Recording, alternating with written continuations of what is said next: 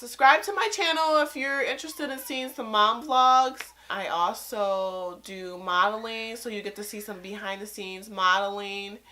And I will probably try to throw in a couple of foodie adventures because I'm also a foodie as well. And you can really see a lot of my foodie pics on my Instagram account. One is at House of Breckenridge, and my model account is at Sierra Ray Model.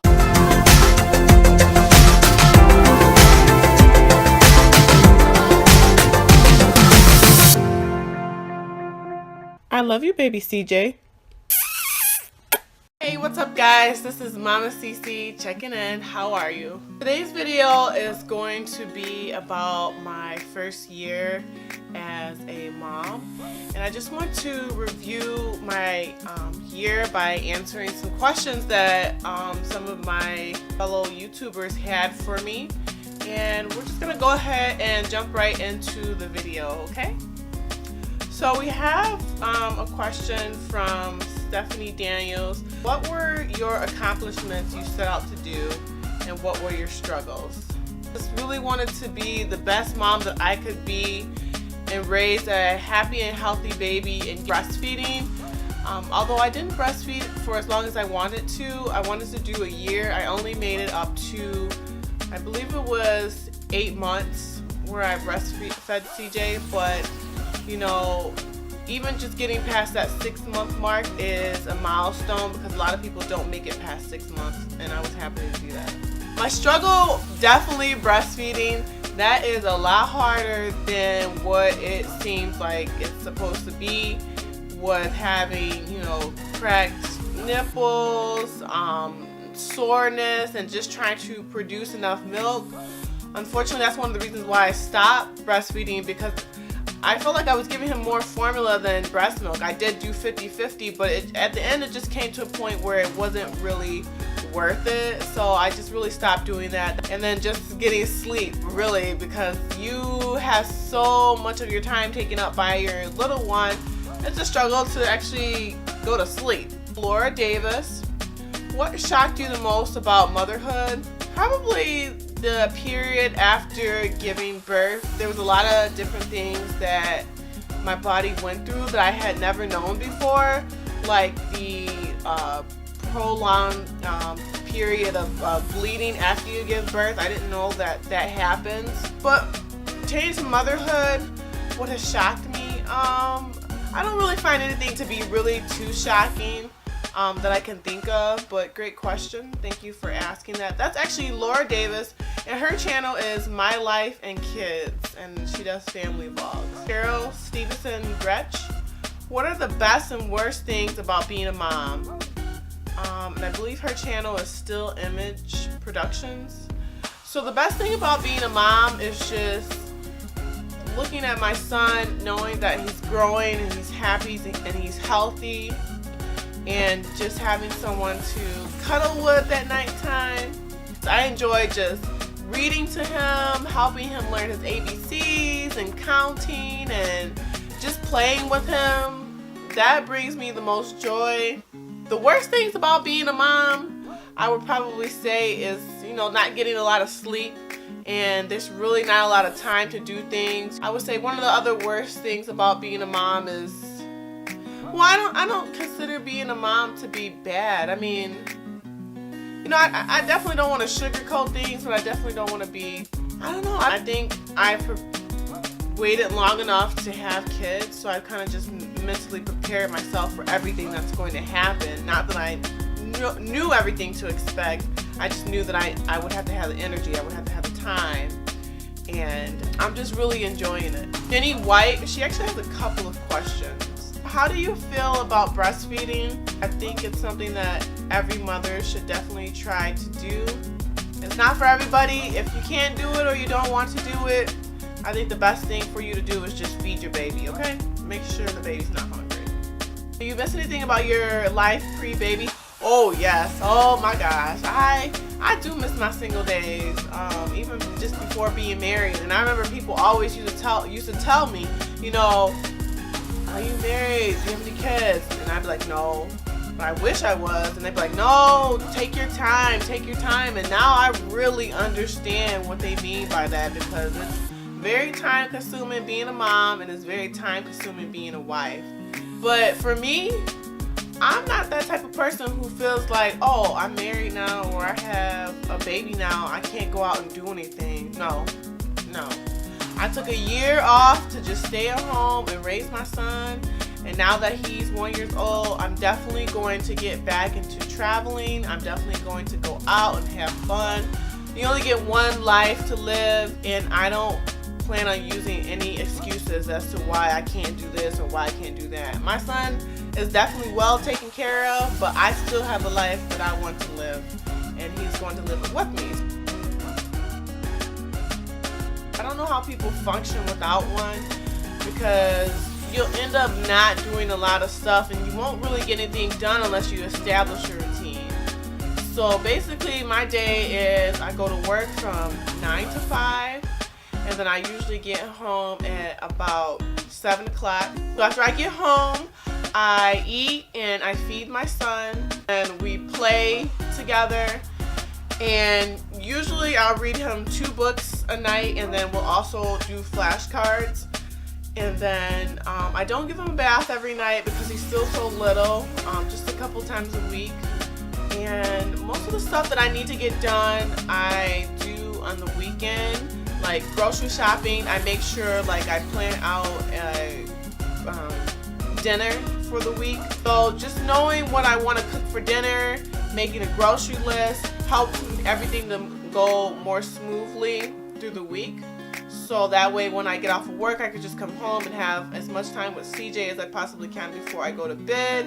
But I definitely keep everything in my calendar and my phone. I recommend, if you're going to be a mom and be married, definitely have a routine. Otherwise I would lose time, I would lose money, I would lose my mind. But that was a great question. I hope I didn't just ramble, and I hope I really answered it well for you. How do you get your baby to go to sleep? Now that he's 1 year old, he sleeps easier than when he was younger. But the thing is, he's so used to sleeping with me because we co-sleep. He won't lay down and go to sleep on his own. I have to be there snugged up right next to him, or he has to have a warm bottle. I know a lot of moms, and even my mom would tell me that she used to give us a bath every night. It's not necessary to bathe your baby every night, so don't even worry about that. Usually it's just, I'll play some classical music for him, and then I'll get his bottle ready. We'll come to the bathroom actually now, and I give him his little toothbrush, and I brush my teeth so he can see what I'm doing, and he tries to copy me, and then I'll brush his 2 little teeth that he has, because he only has 2 teeth right now. So after we do that, then we'll come to bed and we'll read our 2 books, and we'll do the flashcards, and then after that I'll give him his bottle and he'll lay down and go to sleep. How do you feel about co-sleeping? Well, I co-sleep, and it's not something that I really wanted to do, but when you're co-parenting, with your husband or your significant other, it can be kind of hard if you guys have different opinions on how things should work.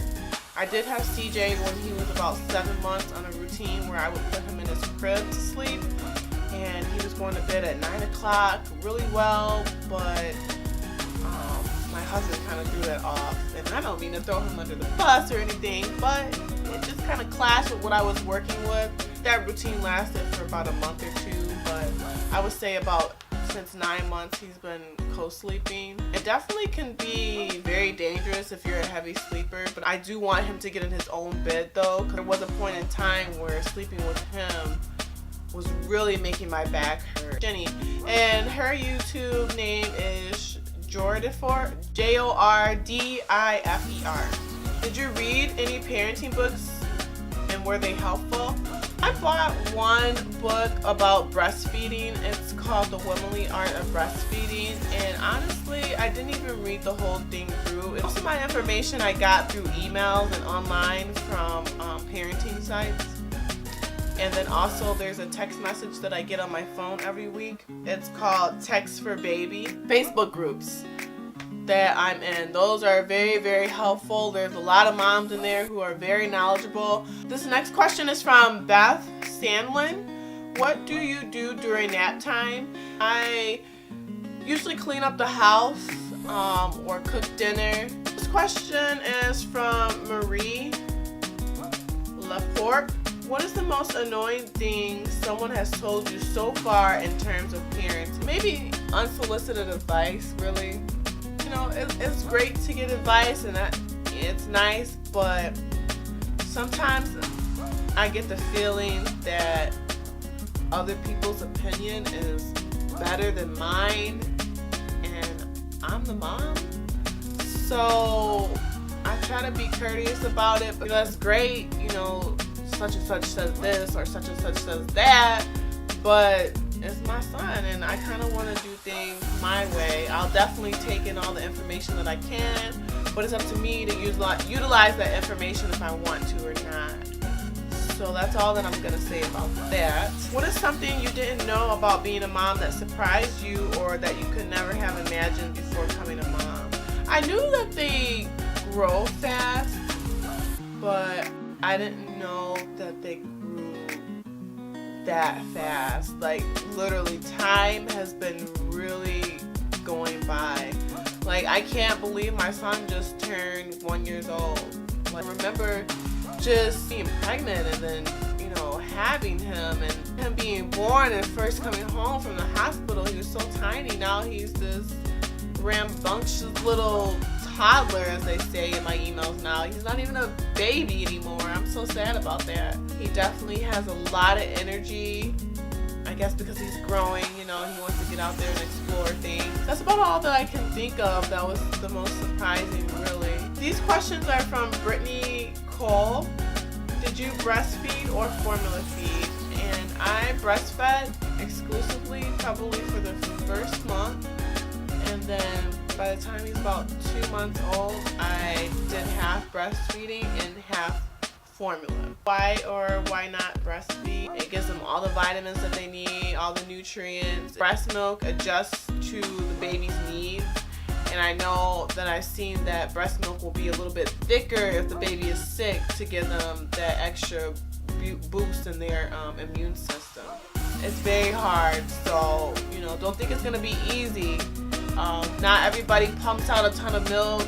Like myself, I didn't produce a lot, but I think it's definitely worth a try. Did you get irritated when people told you what to do with your baby? Not in the beginning, but as time went on, you know, all these different opinions were like, it was great, but sometimes I kind of felt like I just kind of wanted to be a mom. You know, I'm learning, you know, I don't know everything, but I wanted to be a mom. I wanted to make the decisions. What was one of the hardest things about motherhood? Giving birth. I mean, oh my gosh, that was hard and it hurt. It hurts. But, you know, women have been doing this for thousands of years, so me out of a million women, I'm just doing the same thing as, you know, the rest of them. Did you heal easily after giving birth? Yeah, I didn't really have any complications. I had a few stitches. It was a normal healing process for me. Nothing bad happened. When I went in for my 6-week checkup, everything was great. Shayla Norman, what was the hardest adjustment from no kids to motherhood? Just giving up my time. I know that I really miss going to the gym. I haven't had a consistent gym schedule since CJ was born. And Shayla's YouTube channel is Shyla Inez. Fu Zandy, and her YouTube channel is Fu Talks. Was there anything you wish you knew before becoming a mother? No, not really. I think I've learned enough along the way. That's a very good question.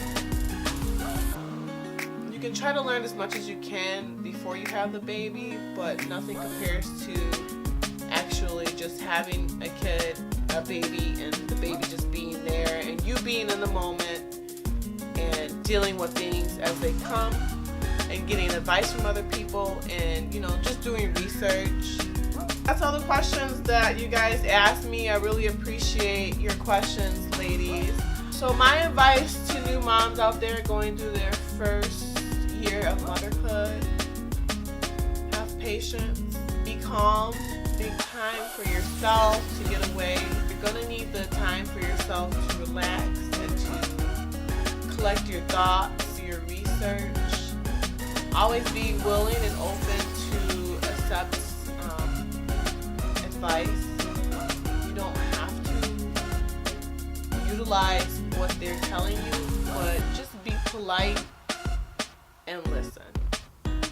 I know a lot of moms do get annoyed with people telling them what to do all the time. And as I said before, it did irritate me, but I never let that be known to the person who was telling me that. It's a lot of work, but it's very worth it. And I just want my son to grow up and know that he was very loved and that I did my best to take care of him. And I just want to wish him a happy birthday again. As you guys can probably tell, I am really tired, so I'm going to end this vlog here. Make sure you give this video a thumbs up and make sure you guys comment down below with any additional questions that you may have for me. This is Mama CC checking out. See you later. See you soon. Bye.